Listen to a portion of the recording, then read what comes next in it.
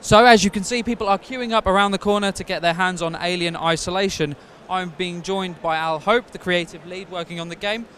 Tell us what you're showing here today. So today we're showing our hands-on demo, which is a really small slice of the game. It takes place about halfway through.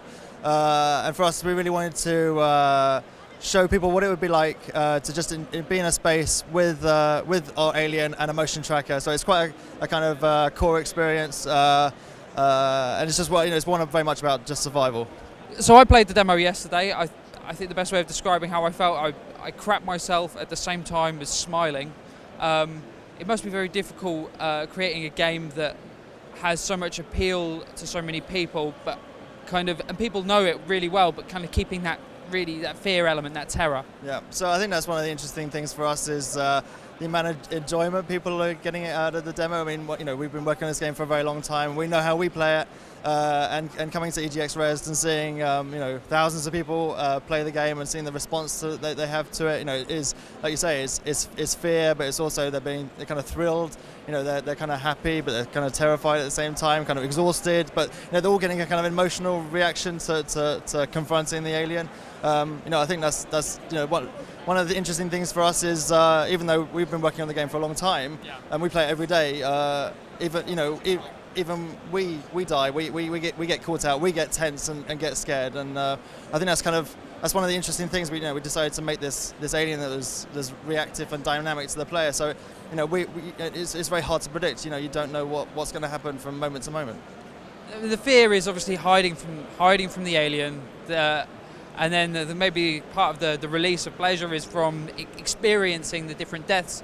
How many different ways, how have you been creative with the different kind of death scenes?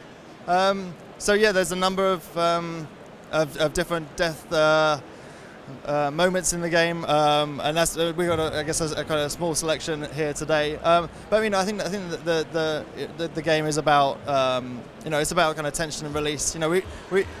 It can't just be unrelentingly oppressive. I think that probably wouldn't be too much fun. Although I imagine there's an audience out there that wants a really, really challenging experience. I think horror is very much about one of the things it's about is about small victories. It's about having the moment where you do get to have a release and breathe a sigh of relief and gather your thoughts before going into the unknown again. The horror genre at the moment is enjoying a bit of a renaissance. Do you think with the IP that you've got to work with here, that puts you in a really good position to deliver one of the definitive horror games? Yeah, from the outset, the reason we made the game is it felt like that no one had taken advantage of Alien, and there was no one had made the game we wanted to play, Alien game we wanted to play. So I think that first film, there's a natural overlap into survival horror, so it's kind of like the original survival horror, and so I think it just felt very natural for us to be recreating that experience and putting you in that space where just one alien could be a really meaningful and exciting and scary experience. With the kind of the dynamic of the one alien, it had to be the first film then for you, yeah? Is that right? Oh, totally. I mean, we're massive fans of the franchise, but I think that first film is completely definitive, is genre-defining. It's a kind of masterpiece in cinema technique and craft. I think it's so original. There's so much imagination and creativity that went into it, and so for us, it's a really exciting. It's thrilling to get our hands on that and make a game and give players that experience. You've tied very closely to the narrative of the film. The leading lady of Isolation will be familiar, I should say, to Alien fans. Yeah, so when we started, we wanted to make a game that really was took place as close as possible to the original film. And I think there's one of the things we wanted to kind of one of the things we were thinking about was when the Nostromo goes missing, who would actually really care about it? And in Amanda, who's mentioned in Aliens, the director's cut, the fact that Ellen Ripley has a daughter, when when the Nostromo's goes missing, she would want to, she'd care, she would want to know answers. As she grew up, she would want to try and find out what happened to her mother. And so for us, that was an amazing kind of jumping off point. We had a character who would be totally motivated and totally invested in trying to find out the answers as to her mother's disappearance. It's quite a departure, what you're doing now from what your particular part of the studio was doing before. How has it been working with an entirely new genre and new game mechanics from where you were before? So I think as a studio, I think we've always, I think we're right now well known and famous for Total War. I've been at the studio for a very long time. When I started, we used to make sports games, and it was kind of interesting when we tried to get Total War off the ground. People would come to us and say, "Why do you want to make a strategy game? You guys who make sports games." So I think it's kind of natural for developers to kind of get a little bit pigeonholed.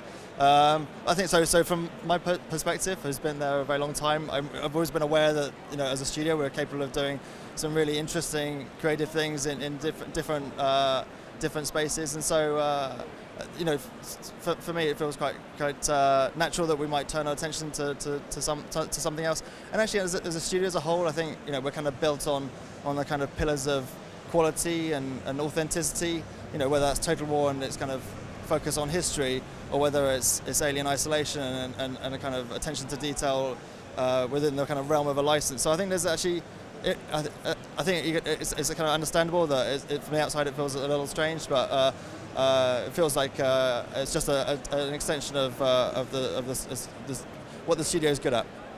Okay, I mean, I'm personally a big Aliens fan. It's quite clear that you at the studio were also. Does the pressure of the recent Aliens game and the reaction to that, does that give extra pressure on you to deliver the definitive Aliens experience or Alien experience? Well, I think in a way, we started this game over 3 years ago, and from the outset we were really clear on what we were trying to achieve. We had a really clear vision for what we wanted players to experience, and so in a way we've just been very focused on delivering that, and kind of in a way quite in a positive way, quite blinkered, and so we've just been really focused on delivering an Alien experience and making the Alien game that we wanted to play. So where are you now? How's the development going, and what's the roadmap ahead? So we're now in a phase of kind of balancing, tweaking, polishing. One of the great things about EGX Res is, like I say, getting thousands of people playing the game and seeing how they respond, and then taking that back to the dev team and helping kind of see how people play and incorporate changes with that further understanding of how people respond to this dynamic and reactive creature. Okay, well, thank you very much for your time. It's been a pleasure. Lovely. Thanks very much.